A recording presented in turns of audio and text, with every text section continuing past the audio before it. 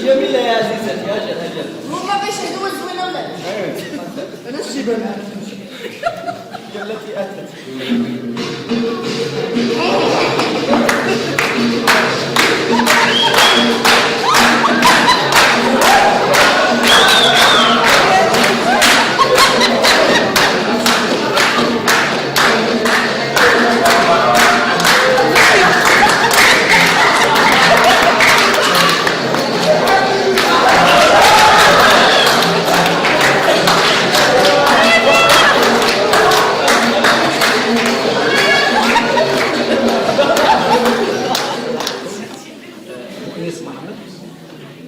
فاعل جمعوي وعضو في جمعية الإفراط والتحرر الجنية،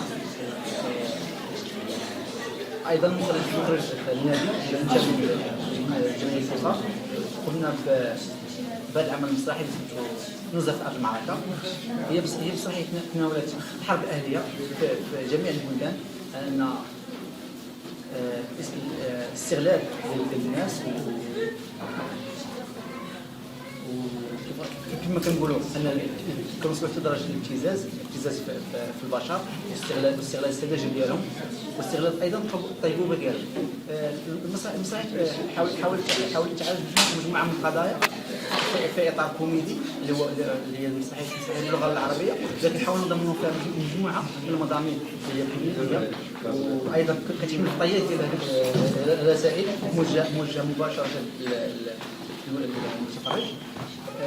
مشاركتنا في هذا المهرجان هي كتجي كثمره لمجهودات الفرقه على طول السنه، وهي ايضا تاكيد ان نقول ان جمعيه الاتفاق هم المنظمين لهذا المهرجان، وحاولنا ان تكون فرقه تابعه للجمعيه تأتي فضاءات هذا المهرجان.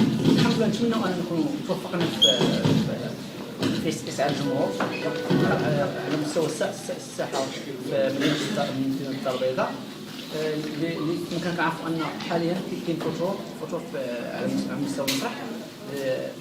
اتجهنا مجموعه من الميادين وخدمنا المسرح اللي هو اول الفنون، واللي هو كما قالوا بزاف الناس كتاب وادباء ان المسرح هو منفعل مباشر، وايضا وسيله توصل التوعيه مباشره من الفنان للجمهور، وكتوصل رسائل مباشره هو المسرح.